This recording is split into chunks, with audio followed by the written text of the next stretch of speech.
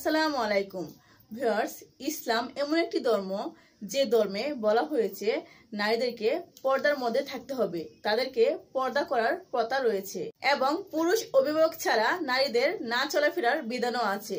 এর ফলে সামাজিক কর্মকাণ্ডে নারীদের অংশগ্রহণে খুব সীমিত আকার রয়েছে। কিন্তু বর্তমানে যারা ইসলাম নিয়ে কাজ করছেন বিশেষজ্ঞরা তারা বলেন ইসলামে নারীদেরকে পুরুষের অধস্থ করা হয়নি।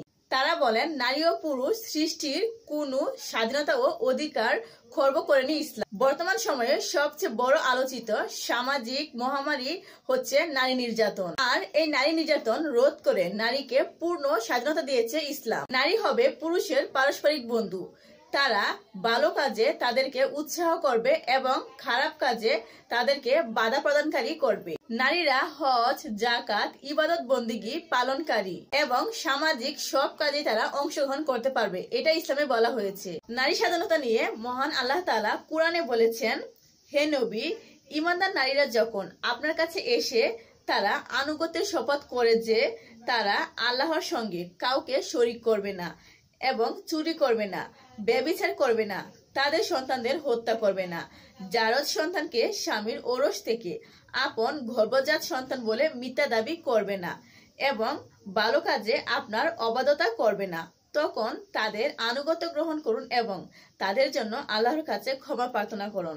নিশ্চয়ই আল্লাহ ক্ষমাশীল ও দয়াশীল। সূরা মুমতাহিনা আয়াত 12। এবং ইসলামের দৃষ্টিতে নারী। ইসলাম পূর্বে যখন নারীর অবস্থান ছিল অমানবিক, তখন থেকেই ইসলাম নারীর অধিকার ও মর্যাদা উন্নয়নের জন্য নজরবিহীন সব ইতিবাচক পদক্ষেপ গ্রহণ করেছে। নারী নির্যাতন প্রতিরোধে ইসলাম দিয়েছে সুস্পষ্ট নির্দেশনা। নারীকে মানুষ হিসেবে শ্রেষ্ঠত্বের মর্যাদা দিয়েছে ইসলাম। বিধান পালনে নারী পুরুষের প্রতি সমান নির্দেশনা দিয়েছে ইসলাম। তুলে ধরেছেন নারীর নিরাপত্তার বিধানও। মহান আল্লাহ বলেন, আর নিশ্চয়ই আমি আদম সন্তানদেরকে সম্মানিত করেছি। সূরা বনী ইসরাইল আয়াত 70।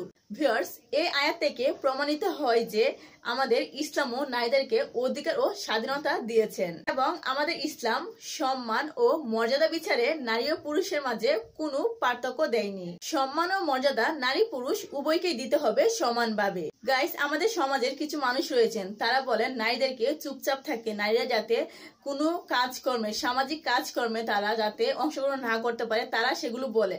কিন্তু আমাদের ইসলামে সুস্পষ্টভাবে রয়েছে নারীদেরকে পুরুষের সমান অধিকার দেওয়ার জন্য এবং স্বাধীনতা দেওয়ার জন্য। নারীরাও চাইলে তারা সামাজিক কর্মকাণ্ডে অংশগ্রহণ নিতে পারে। তো ভিউয়ার্স, ভিডিওটি এ পর্যন্তই। অবশ্যই আপনার মতামত কমেন্ট করে জানাবেন এবং ভিডিওতে লাইক দিয়ে চ্যানেলটি সাবস্ক্রাইব করে আমাদের পাশেই থাকবেন।